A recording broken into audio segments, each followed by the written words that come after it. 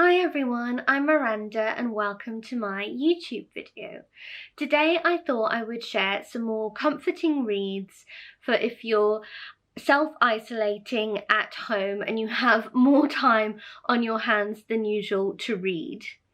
I myself am finding it quite difficult to focus on a lot of new books at the moment, and just as I'm drawn to making a lot of comforting bakes in the kitchen right now, I'm also really drawn to reading some true comfort books. So that's rereading a lot of old familiar favourites for me and a lot of children's books at the moment. But from what I've gathered on my Instagram account, a lot of other readers are feeling the same. A lot of you have told me that you're really finding a lot of comfort from old familiar favourites in books as well. But I thought that you might like some new suggestions for some real warm-hearted, comforting reads. So I've got a pile here and I'm looking forward to telling you all about them. A book I recently reread, which is a real favourite of mine, is A City of Bells by Elizabeth Goudge. This is one of her most well-loved adult books. She wrote both children's books and adult literature, and A City of Bells is such a classic and a real favourite of mine. It's set in Edwardian England in a small sort of town called Torminster, which is a fictionalised Wells, and it's about a young man called Jocelyn who has returned from the Boer War with an injured leg, and he doesn't know what to do with his life, and he's feeling very soul weary. So he decides to go to Torminster to stay with his beloved grandparents. And whilst he's there, he finds a whole new lease of life, he finds love, and he starts a bookshop. So I think you can tell why this is one of my favourite books. Now, something that is worth mentioning about Elizabeth Goudge is that she was deeply religious, and her books do talk about Christianity and her sort of personal beliefs quite a lot. You know, that does really tend to come into her writing. So that can be a bit of a challenge for readers. However, I don't mind it as much in this book because I feel it's quite appropriate to the setting of a cathedral village. And sometimes her writing does tend to stray into mysticism, which I don't personally enjoy as much, but there isn't so much of that in this book. There is a fairy tale, slightly magical quality to the story, which is just a common trait of all of her writing, I would say. But I think in this case it really just adds to the charm of the tale.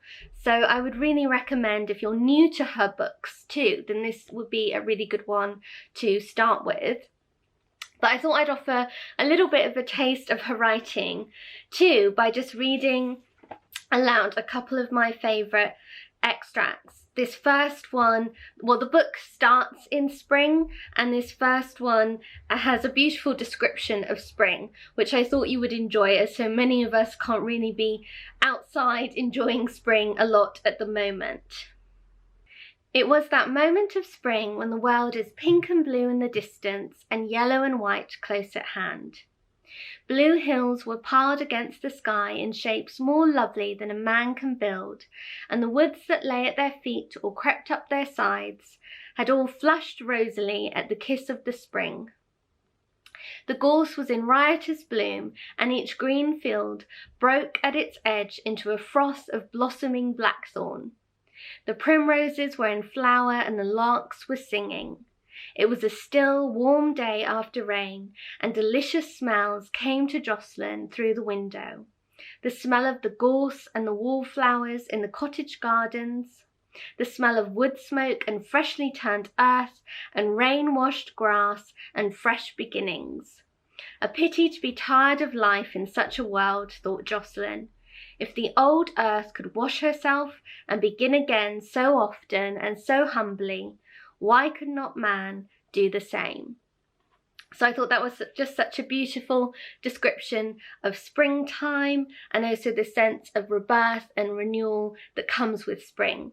But I also wanted to share another favourite passage of mine, which is about Jocelyn's bookshop.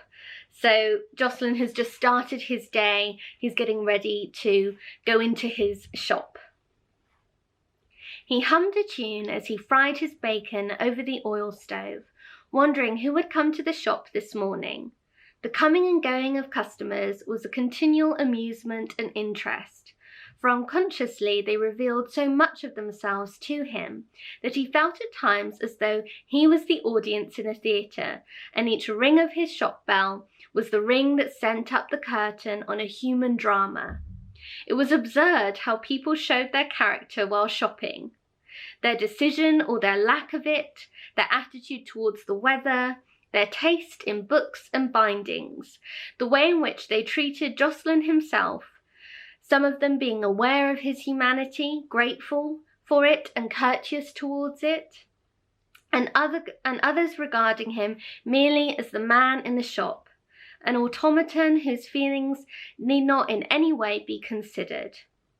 Their reaction to the fact that an ordered book cannot come yet, the way they behaved if Mixed Biscuits, that's his dog, tripped them up on the doorstep, all these things were straws which showed which way the wind blew, and sometimes Jocelyn felt that what he did not know about the character of every reading man, woman and child in Torminster was not worth knowing. I've worked in a bookshop myself, so I know how true this is, but it also makes me excited for the days when I can go back to shopping in a bookshop. But yes, I hope this has offered a nice little taste of A City of Bells and of Elizabeth Goudge's writing for you. Please do add this to your list if you haven't read it, because I think it's wonderful. And then this is a book I read recently. It's called Bewildering Cares by Winifred Peck. Winifred Peck is a Persephone author. They published Housebound by her, which I really like. But this one has been published by Dean Street Press, and it's a furrowed middlebrow book. And I really enjoyed it. It reminded me quite a bit of Diary of a Provincial Lady. It's written in diary form. And the main character in it is a woman who's married to a vicar. So there's some very funny anecdotes about the people in the town that they live in and all the sort of politics that go on in this town. But it's also written during the war, so there's this threat of a country at war and all of that uncertainty and tension that comes with that, and that's very much explored in this book as well. And something I really enjoyed about it is comforting books are also mentioned in this book, and some of my favourites are mentioned. So Meet Mr. Mulliner is a book that the protagonist gives her husband when he's had a really bad day, and he needs to read a bit of Meet Mr. Mulliner by P.G. Wodehouse to calm down. Or I adore P.G. Wodehouse, he's one of my favourite comfort reads. And then she mentions that she reads Diary of a Provincial Lady, which is one of my favourite comfort reads too. It's just so funny, so witty, and I think so many books have come after it in a similar style, but the original is the best. If you haven't read it, please do. And then she mentions reading Angela Thirkell's Wild Strawberries about 30 times in this book. And I loved that reference. I've spoken about Angela Thirkell before in my last video on comfort reads. And yes, I adore them. And I think it was so interesting to read about the sorts of books that people in the war read for comfort and how that hasn't changed a whole lot in many ways. So I also enjoyed that. I always enjoy hearing about other books in books, and it's always exciting when you recognise them as favourite books of your own too. But yes, this is such a gentle, lovely read too. So Bewildering Cares, I really enjoyed reading this month. So I mentioned some books that were really written in the style of a provincial lady, and I thought I'd recommend two of them to you. One is Henrietta's War by Joyce Dennis. And this is written in letter form. They're letters that a doctor's wife writes to a childhood friend of hers during World War II. And they remind me of Diary of a Provincial Lady because, again, they really bring to life the characters of the people who live around her, of all the sort of politics of society at that time, and it's just very witty, very funny. I like the little illustrations that are all through the book as well, and it's just a really sort of funny, entertaining read, so a nice escapist book. And then another one that reminds me a lot of Diary of a Provincial Lady is D.E. Stevenson's Mrs. Tim of the Regiment. This is also written in diary form, and it's very much based on D. Stevenson's own life as the wife of an army officer. And so again, this is just very amusing, a sort of entertaining book about home life and family drama, and also sort of village drama. So yes, I really recommend this one too. And then this is a children's book, The Menhams by Sylvia Waugh. There's a whole series of books about the Menhams, but adults love them, I think, just as much as children do. I first read these books as a child, but I still reread them now. I think they are brilliant. They're so well written, and they're such interesting books, and why I think they're especially suited to reading right now is because they're very much books about loneliness and isolation, but also the importance of family and connection.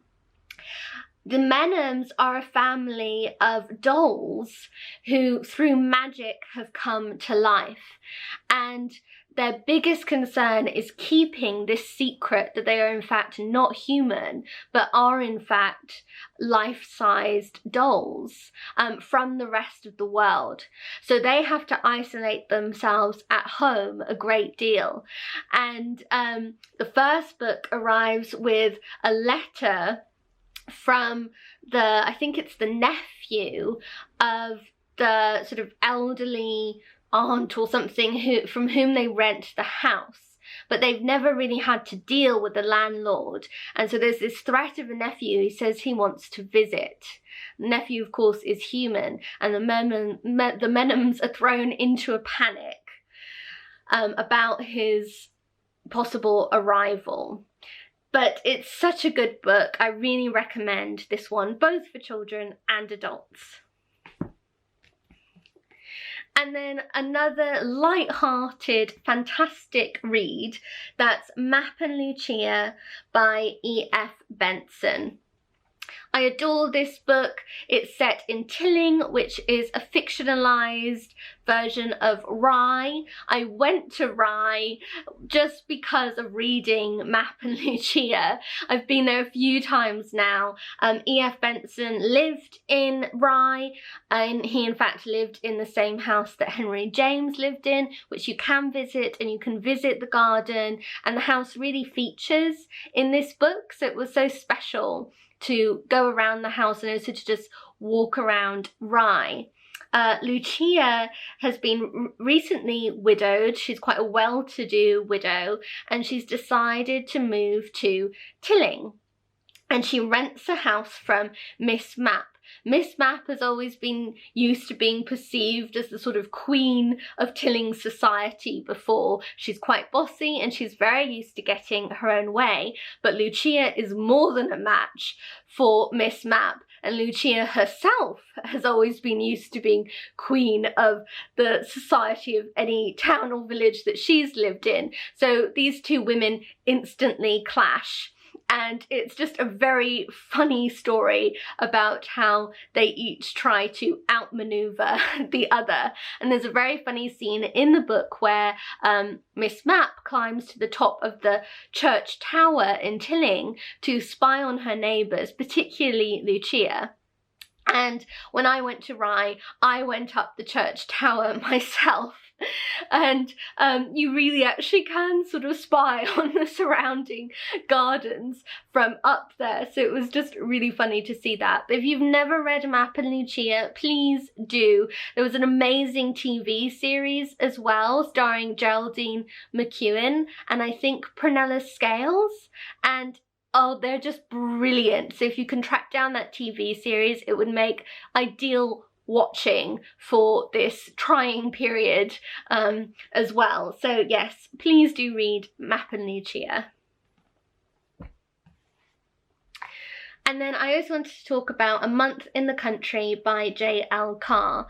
This is a lovely read, especially if you're in a bit of a distracted state of mind, because it really is only the length of a novella. So you can just settle down with a cup of tea and read this book in an afternoon or evening. And it's just so beautifully written. The prose instantly soothes your soul.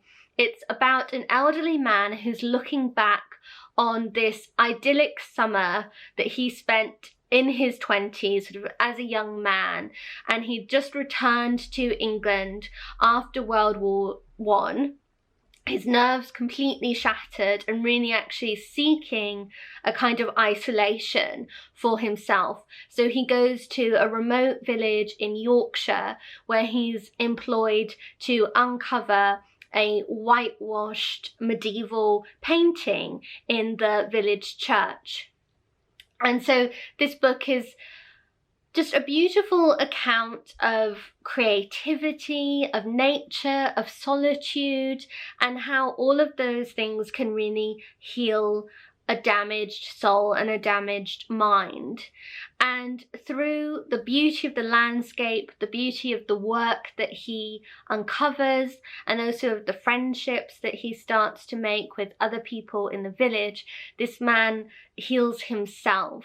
So it's a very hopeful story, though it's also quite a poignant story, because you realise that when he's older and he's looking back, his life hasn't quite gone in the way he would have wanted it to, and there is some sadness to this as well. But it's also really a book about living in the moment and trying to enjoy that moment as much as possible. So I think it's a wonderful read for right now too. And then I wanted to mention Miss Read. I especially love the Fairacre books by her. The first in that series is called Village School, but I wanted to show Over the Gate because I've got a really nice edition of the book. I'm trying to collect the sort of original editions of the Miss Read books, but I've still got quite a long way to go with that. I love the Fairacre series because they're very much autobiographical, and I was a teacher myself.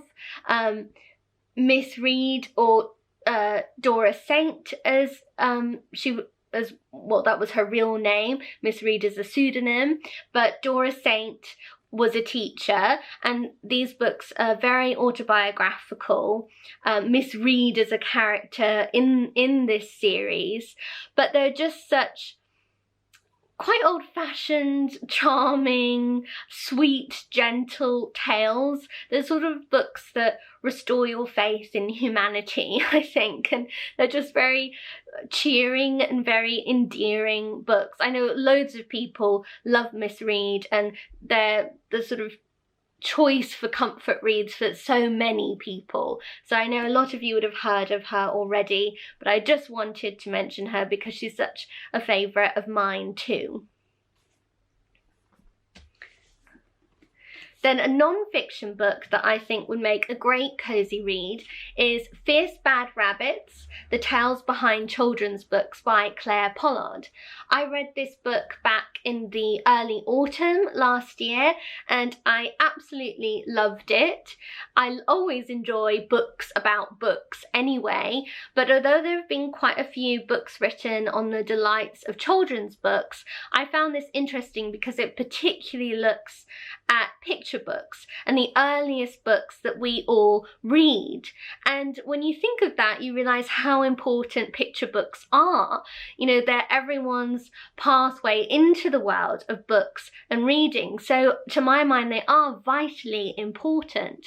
And as the title says, Claire Pollard uncovers the stories behind some of our most loved, most well-known picture books. So ones like The Very Hungry Caterpillar and Dr. Seuss books, Shirley Hughes books, The Tiger Who Came to Tea. You know, all of these books that we loved as children and have such fascinating stories behind them, about the authors, about how the books came to be written, also about the illustrations of a lot of these books.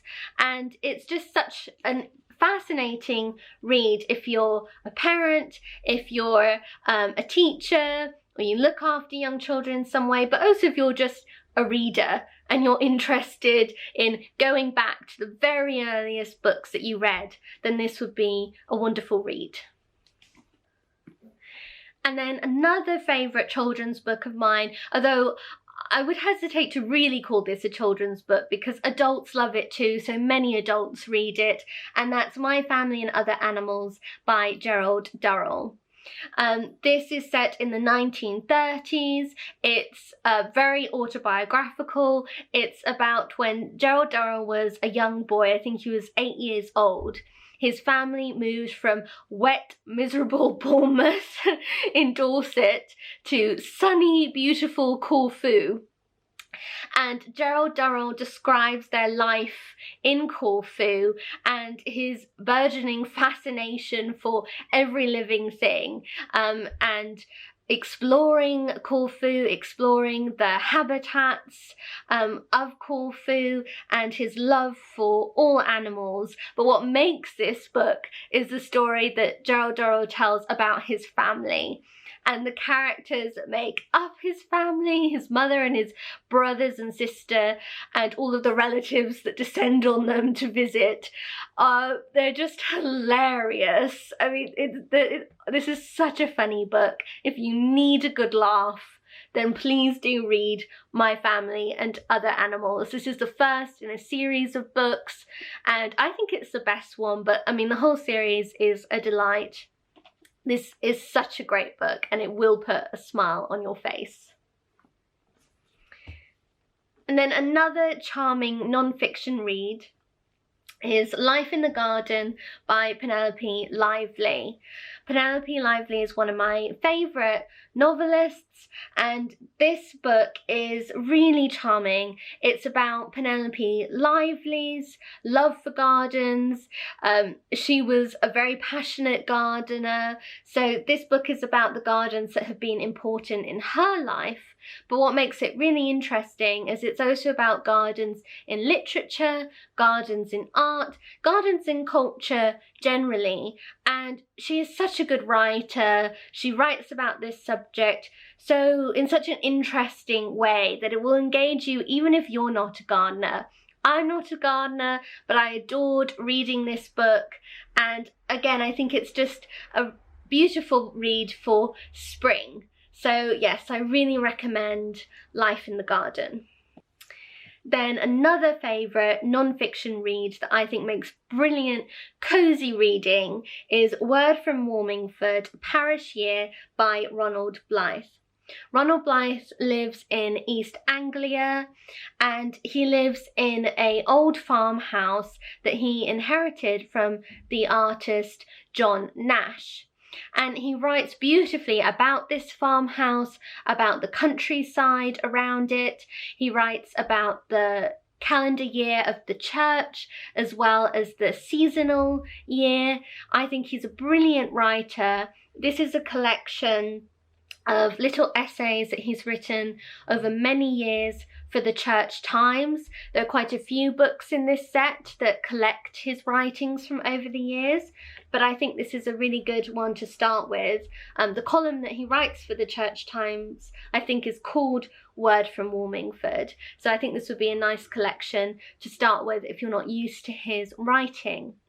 I thought I would actually read a little extract from the book for you to give you a little bit of a taste. A spring feeds the old house as it ultimately feeds the river. Now and then I visit it under the elder and blackberry copse and see silver beads trickling across dark earth.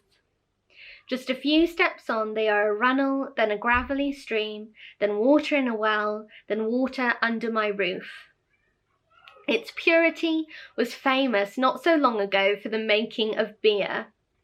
What I cannot use overflows into a horse pond, into the lake, into the Stour. I hear them as I write, as I wake, the spring, the stream, the river, adding to each other in their catchment, their water table. So it has been for centuries.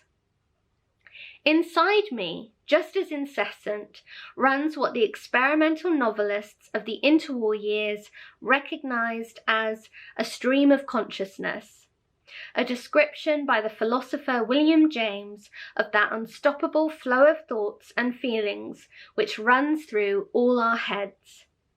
Virginia Woolf was able to drive her stream of consciousness into all kinds of readable directions. The clergy are only too aware of the wastage of ideas, of inspiration, of words, how they stream past too quick for pen or tape. There is no getting them down, not the best of them. Writers, too, are often in a quandary due to knowing that what gets onto the page is no more than a sad shadow of what that very minute had been pouring through their brains. I love his writing. He often brings in other things that he's written, quotes from other great writers, and I just find it really engaging, really charming writing that will also get you thinking along all sorts of different lines. But this is the sort of book that I read just before going to sleep. There's something so soothing and so calming about the way he strings sentences together. Yeah, I just love his writing, so I wanted to share this with all of you too. For another light, funny, entertaining read, I must recommend Cold Comfort Farm by Stella Gibbons. This is a classic of English literature. It's a classic for a reason. I absolutely adore it. It's written really as a sort of satire, very tongue-in-cheek, of rural life. And it's sort of written as a satire against sort of rural tales that are very gloomy. And the heroine in this book is called Flora Post. She's a real Emma Woodhouse type character, I think, and Jane Austen is actually referenced quite a bit in this novel. I think Stella Gibbons was a fan. Flora Post is definitely a fan of Jane Austen. But she's quite a bossy, quite a determined young woman who thinks she can sort out everyone else's lives. And she's a real matchmaker too, just like Emma. So Flora Post goes from London to stay with some of her relatives who live at Cold Comfort Farm in the countryside. And the situation is just as dire as Flora dreads that it will be. She has cousins, which to her horror are called Seth and Reuben, and the house is in a real state. Flora instantly goes out and buys a washing up brush for, I think it's one of her uncles or another cousin, which he refuses to use. But it's actually a brilliant book to read if you're spring cleaning too, because Flora just sets about not only cleaning up the farmhouse, but cleaning up the lives of all of her relatives. And by the end of the book, they are all completely transformed. Flora has really worked her magic, but it's just a really funny read, so I very much recommend it. This is a Folio Society edition and it has great illustrations in it by Quentin Blake, which add to the sort of comedic quality of the book. I do like his illustrations a lot. But yes, if you haven't read Cold Comfort Farm, now is definitely the time to do so. And then finally, you know how I love Agatha Christie, well, Golden Age mystery books in general. I adore them. Miss Marple is my very favourite detective, and the Miss Marple short stories I think are brilliant. In my opinion, Agatha Christie is what was an exceptional short story writer, and the Miss Marple short stories I think are amongst the very best. So again, if you're struggling to really concentrate on a longer book at the moment, then I really recommend short stories, and some light sort of detective fiction type short story I think are amongst the best to read, because they do keep you gripped and entertained. A lot of the Miss Marple ones are about a group of Miss Marple's friends who gather around the fireplace in the evenings, and they tell each other about a real life mystery that has happened to them, and then at the end everyone tries to solve the mystery, and of course no one but Miss Marple is ever capable of solving it. She always pulls it out of the bag and surprises them.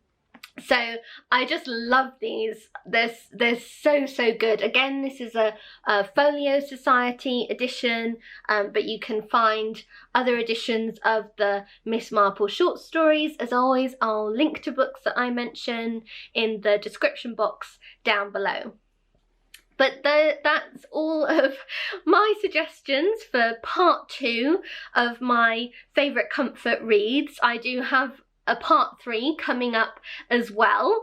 As you can tell, I love comfort reading, cosy books generally, so I'm really turning to them at this time. And I'd love to hear about the sort of books that you enjoy. What books are you rereading right now? What books are bringing you comfort at this time? I hope you're all keeping well and as cheerful as possible, enjoying staying home as much as you can. And yes, do let me know what you're reading at this time, because I'm really interested to hear that. But please give this video a thumbs up if you've enjoyed it, and don't forget to subscribe to my channel, which you can do by clicking my face that pops up around here. But I'll be back again very soon with another video. Thanks for watching. Bye.